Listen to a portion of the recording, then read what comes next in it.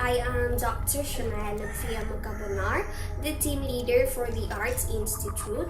Together with my research assistant, Dr. Maglasang, we are going to share with you our valuable findings and information about the principles of art. First, let me introduce what the principles of art is all about. The principles of art, or the principles of design, are essentially a set of criteria which are used to explain how the visual elements are arranged in a work of art.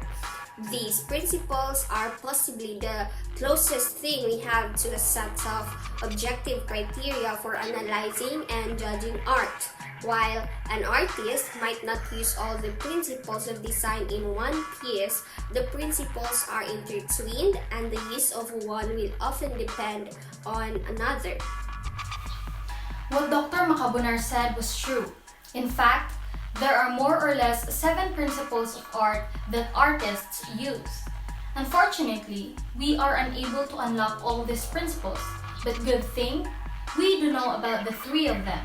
These are balance, proportion, and emphasis. So let us start with balance. Balance refers to the visual weight of the elements of the composition. It is a sense that the painting feels stable and feels right. Imbalance causes a feeling of discomfort in the viewer. Actually, balance can be achieved in 3 ways. First is symmetry. This is when both sides of a composition have the same elements in the same position, as in a mirror image or the 2 sides of a face. A good example for this is the mural painting by Leonardo da Vinci, which is The Last Supper.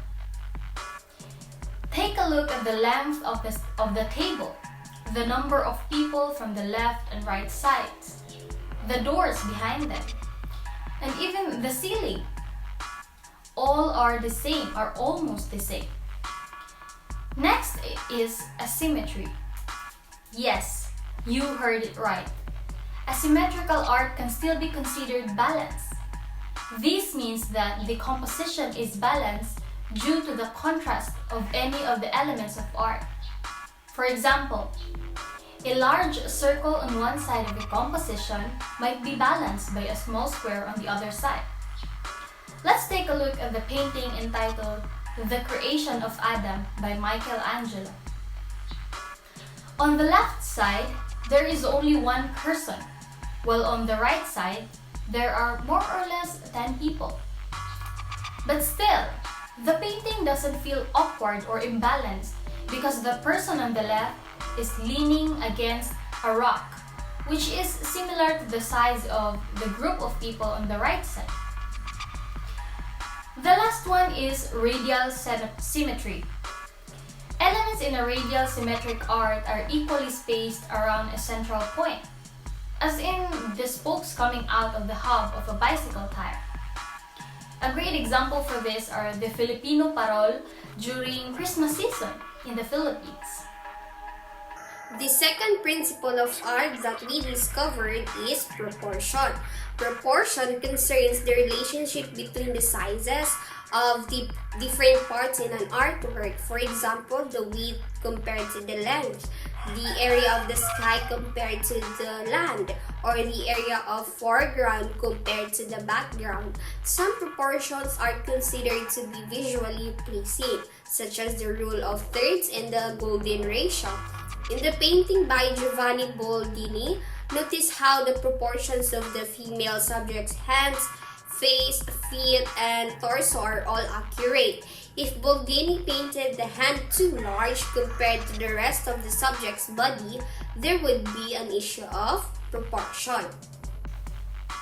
The last one we discovered is emphasis. Emphasis is when the artist creates an area of the composition that is visually dominant and commands the viewer's attention. This is typically the focal point or main subject of the artwork. For instance, in a portrait painting, the artist usually wants you to see the person's face first. They will use techniques such as color, contrast, and placement to make sure that this area is where your eye is attracted to first. Subordination is used to describe the secondary or accent elements of the artwork. While artists emphasize the focal point, they can also de-emphasize the other elements to ensure the main subject stands out. So, how do artists add emphasis? Frequently, an emphasis is achieved by means of contrast. A contrast in color, value, and texture can certainly draw you to a particular area. Likewise, when one object is significantly larger or in the foreground, it becomes the focal point because the perspective or depth draw us in here. That's it for balance, proportion, and emphasis. Unfortunately, we are doing our research on the other principles. Rest assured, we will provide you with the latest updates. As for this moment, we would like to take part on this research program by being one of our correspondents, at the same time our witness. Your task is to identify and tell us how the principles of balance, proportion, and emphasis were applied in the artworks and art forms we will provide. The test is composed of 5 multiple choice items and 1 item for essay. Overall, it is worth 20 points. The link displayed on the screen will redirect you to our computer-generated forms. We will also send the link to a chat room where you and your fellow volunteers are gathered. Take note, the task will end by September 17, 2021 at exactly 11:59 p.m. That would be all. Thank you and good luck.